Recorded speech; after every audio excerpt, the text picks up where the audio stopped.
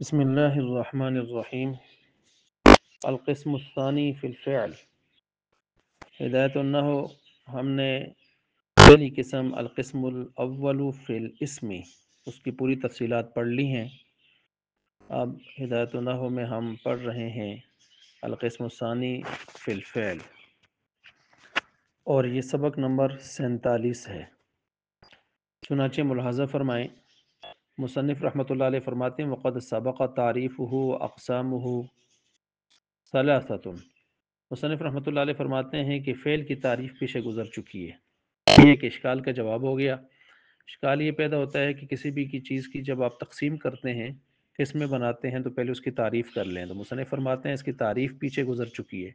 بالکل سٹارٹ میں اسم فعل حرف کی ہم نے تعریف پڑھی تھی، وہاں دیکھ لی جائے کہ اسم وہ ایسا کلمہ ہے جو بذات خود اپنا پورا معنی بتا سکے، اور تین زمانوں میں سے کوئی ایک زمانہ اس کے سانچے اور ڈھانچے سے معلوم نہیں ہوتا۔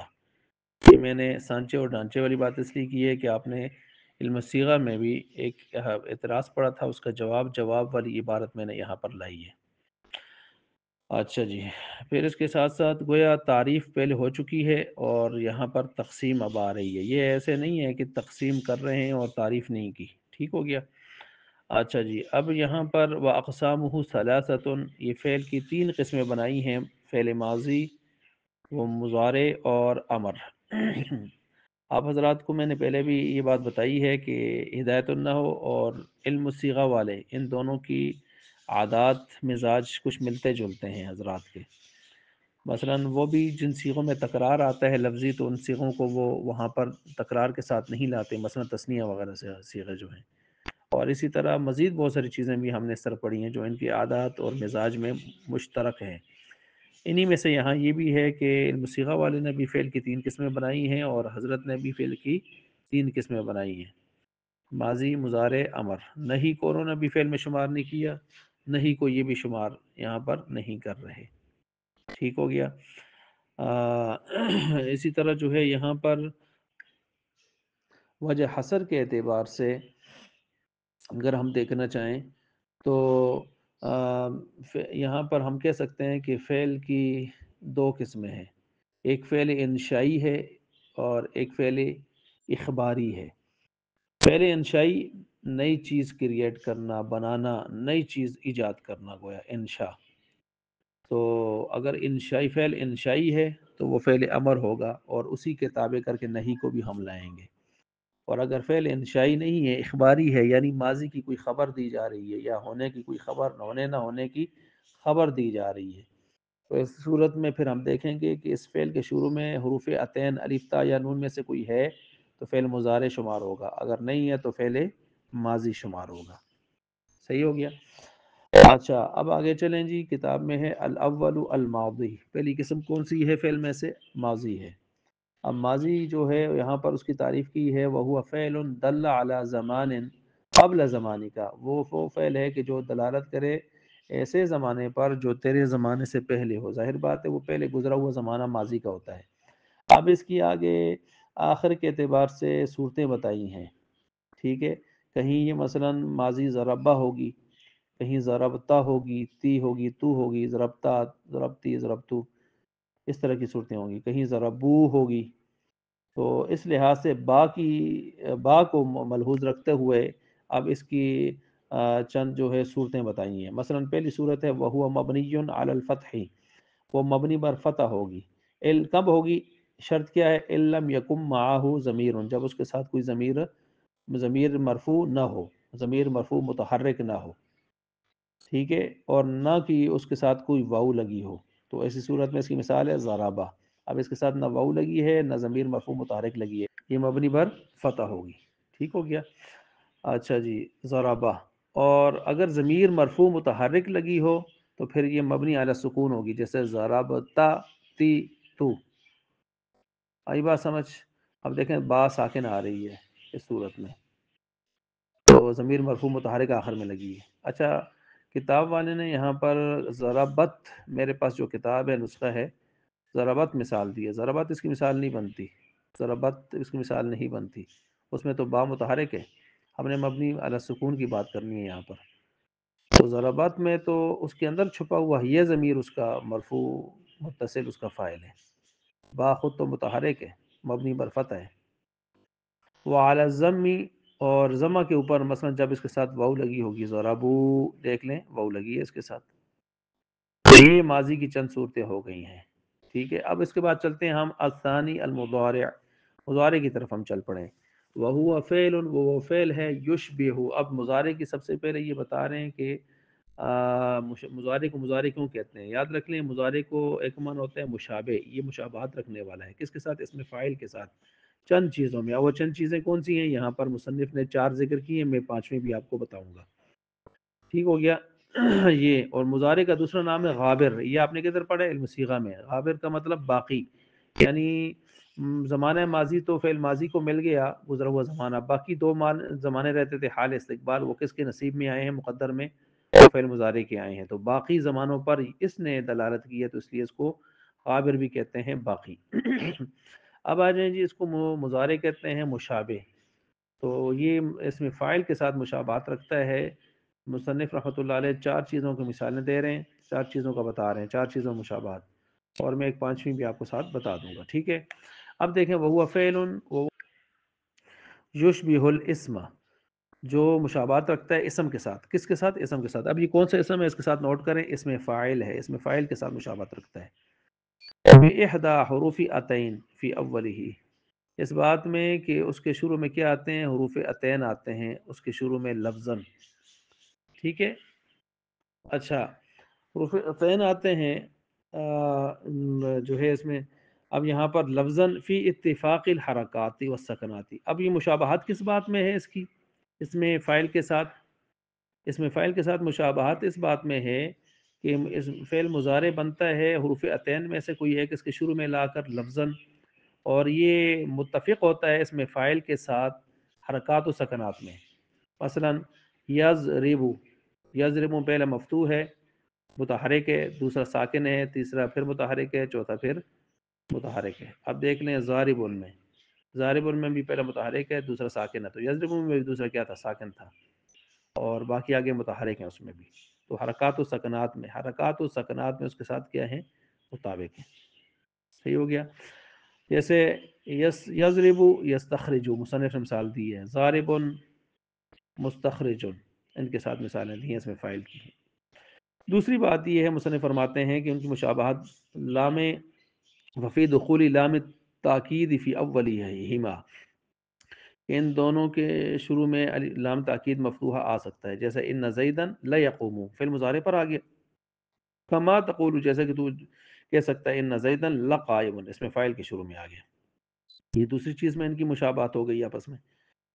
تیسری آ گئی جی، وفی تساویہما، فکر لگاتے جائیں آپ، وفی تساویہما فی عدد الحروف، کہ دونوں مساوی ہوتے ہیں، جو ہے مساوی ہوتے ہیں آپس میں، کس کے ساتھ مساوی ہوتے ہیں؟ فی عدد الحروف، حروف کے تعداد میں، مثلا یضربو میں 4 ہیں، تو ضاربن میں بھی کتنے ہیں؟ 4 ہیں۔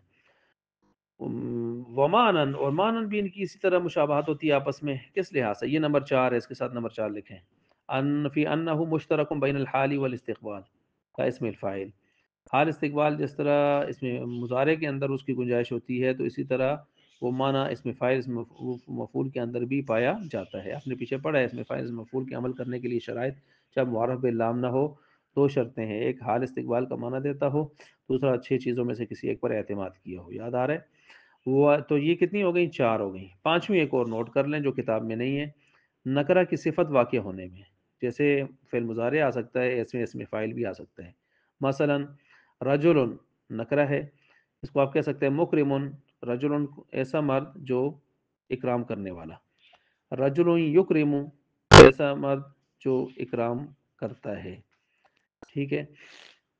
یہ 5 مشابہت آ گئی ان کی، وَلِذَلِكَ سَمَّوْهُ مُضَارِعًا، اسی وجہ سے اس کا نام کیا رکھا ہے؟ مضارع، مشابہ کے معنی میں۔ اچھا، یہ فعل ماضی اور مضارع کے حوالے سے جب آپ نے سن لیا، سماعت فرما لیا، تو اب سنیں کہ مصنف رحمۃ اللہ علیہ آگے بتاتے ہیں والسین والسوفہ، سین سوفہ اس کی علامات میں سے بتاتے ہیں کہ تخصصہ بالاستقبال، یہ سین سوفہ جب فعل مضارع پر آ جائیں تو اس کو خاص کر دیتے ہیں کہ اس کے ساتھ استقبال کے ساتھ، حال کا معنی کاٹ دیتے ہیں، یہ مثبت راہوں میں، مثبت طریقے سے، ورنہ لن جو ہے وہ آپ کو پتہ ہے وہ منفی راستے سے جا کے اس کو مستقبل سے خاص کرتا ہے، حال کاٹ کے. صحیح ہو گیا. نہ وہ جیسا کہ سیضربو ان قریب مارے گا، ان قریب کا مطلب ہے ذرا جلدی ہی ان قریب مارے گا. سوف یضربو، سوف یضربو کا مطلب ہے کہ ان قریب مارے گا لیکن کچھ دیر سے مارے گا. لام تاکید مفتوحہ یہ بھی حال کے ساتھ خاص کر دیتا ہے، جیسے لا یضربو، البتہ ضرور، البتہ وہ مارے گا، البتہ وہ مارے گا. عام طور پر لام تاکیدیہ کے ساتھ مضارع پر جب آتا ہے تو نون ثقیلہ بھی خفیفہ نون تاکید اس کے ساتھ لگ جاتا ہے. ٹھیک ہے. اور لام نون تاکید جو ہے وہ بھی مستقبل کے ساتھ کیا کر دیتا ہے، خاص کر دیتا ہے. اگر وہ لگ جائے لا یضربو کے بجائے ہو جائے گا لا یضربن، البتہ ضرور بضرور مارے گا وہ ایک مرد. لا یضربن نون خفیفہ لگا دیں، البتہ ضرور مارے گا وہ ایک مرد. صحیح ہو گیا. اب یہ جب آپ نے یہ چیزیں بھی سن لیں، اس کے بعد یہ بھی سن لیں کہ حروف مضارعات جو ہیں یہاں پر ایک قانون کو مصنف رحمۃ اللہ علیہ نے بیان کیا ہے، وحروف المضارعات مضمومۃ فی الرباعی. جب کسی باب کی فعل کی ماضی چار حرفی ہو تو اس کے فعل مضارع کے اندر حروف عطین جو آتے ہیں شروع میں وہ مضموم ہوں گے معروف میں بھی. جیسے اکرما، یہ باب افعال کی ماضی ہے تو یکرمو، دیکھیں اس کا فعل مضارع ہے تو چار حرفی ہے نا اکرما، تو یکرمو میں فعل مضارع کے جو یا عطین میں سے ہے اس کے اوپر کیا یہ پیش. اسی طرح باب تفعیل میں جائیں، کرما ماضی چار حرفی ہے، یکرمو. اسی طرح باب مفاعلہ میں جائیں، مفاعلہ کے اندر کا فاعل یفاعل، تو ماضی چار حرفی ہو تو فعل مضارع میں حروف عطین مضموم ہوتے ہیں معروف میں بھی. وحروف المضارعات مضمومۃ فی الرباعی، یہ مطلب سمجھ آ گیا. یودح نحو جیسا کہ یدحرج یخرج، یہ قاعدہ آپ نے علم صیغہ میں پڑھا ہے تفصیل سے، یہاں پھر یہ بھی لے آئیں. لأن اصلہ یؤخرج، کہتے ہیں کہ آپ کوئی پوچھ سکتا ہے کہ یار وہ جو اخرجہ تھا اس کے اندر آپ کہتے ہیں حمزہ تھا، تو وہ حمزہ ادھر کدھر غائب ہو گیا فعل مضارع میں. تو ہم کہتے ہیں اصل میں یخرجو نہیں تھا، یؤخرجو ہی تھا. لیکن وہ قاعدہ بھی آپ نے کدھر پڑھا ہے علم صیغہ میں کہ آگے متکلم میں جا کر دو حمزے جمع ہو گئے تھے، اکرمو، اور دو حمزوں کا اکٹھا ہونا یہ صرفیوں کو ناگوار تھا، تو ایک کو گرانا پڑ رہا تھا. ہیں دونوں قطعی ہیں، حمزہ قطعی کی 9 قسمیں آپ نے پڑھی ہیں، دونوں قطعی ہیں، لیکن ایک کو گرانا عارض کی وجہ سے تھا. اب عارض کی وجہ سے چیز گر جاتی ہے. چنانچہ ہم نے کس کو گرایا یہاں پر، پہلے حمزے کو گرایا، دوسرے کو گرایا، دوسرے کو گرایا. ٹھیک ہے. پہلے کو تو نہیں گرایا، وہ تو علامت مضارع کی علامت تھی نا حروف عطین میں سے، مضموم تھی. دوسرے کو گرایا، باب والا جو حمزہ تھا اس کو گرایا. جب اس کو گرایا تو طرد للباب وفق للباب، سارے باب میں موافقت پیدا کرنے کے لیے ہم نے سارے باب سے گرا دیا. تو اکرمو اور اخرجو اس کی وجہ سے ہم نے پیچھے سب میں گرا دیا. تو جو اب اخرجو نہیں پڑھیں گے، یخرجو یخرجان یخرجون اس طرح پڑھیں گے. مفتوحۃ فیما عدا، وہ کہتے ہیں کہ جب یہ ماضی چار حرفی نہ ہو تو باقیوں میں آپ دیکھیں گے پھر مضارع کے اندر مضارع مرفوع میں اور جو علامت کیا کہتے ہیں حروف عطین ہیں وہ مفتوح ہوں گے. جیسے ضربہ میں دیکھیں اس کی ماضی تین حرفی ہے، چار حرفی سے کم ہوگی تو یضربو آ گیا اس کا مضارع. یستخرجو میں دیکھیں اس تخرجا پانچ حرفی ہے تو اس کے مضارع میں دیکھیں علامت مضارع کیا آگے ہے، حروف عطین کیا آگے ہیں، وہ مفتوح آگے. ٹھیک ہو گیا. وَإِنَّمَا أَعْرَبُوهُ، اور کہتے ہیں اس کو اعراب دیتے ہیں مَا أَنَّ أَصْلَ الْفِعْلِ الْبِنَاء، باوجود اس کے کہ فعل میں اصل مبنی ہونا ہے لیکن پھر بھی اس کو اعراب دیتے ہیں. کس کی بات ہو رہی ہے؟ فعل مضارع کی ہو رہی ہے. ماضی تو ساری مبنی بر فتح ہوتی ہے، امر میں امر حاضر معروف مبنی بر سکون ہے. ٹھیک ہے. لیکن یہ کس کی بات ہو رہی ہے؟ یہ بات ہو رہی ہے کس کی جی؟ فعل مضارع کی. فعل مضارع کے 14 صیغوں میں سے 12 صیغے معرب ہوتے ہیں، 2 مبنی ہوتے ہیں. کون سے 2 مبنی ہوتے ہیں بھائی؟ جمع مؤنث والے، یضربنا تضربنا. اور کب مضارع کو سب کو آپ مبنی کر سکتے ہیں؟ اس کے آخر میں نون تاکید لگا دیں. ٹھیک ہے. تو اس نون تاکید کی وجہ سے سارا مضارع کیا ہو جائے گا؟ مبنی ہو جائے گا.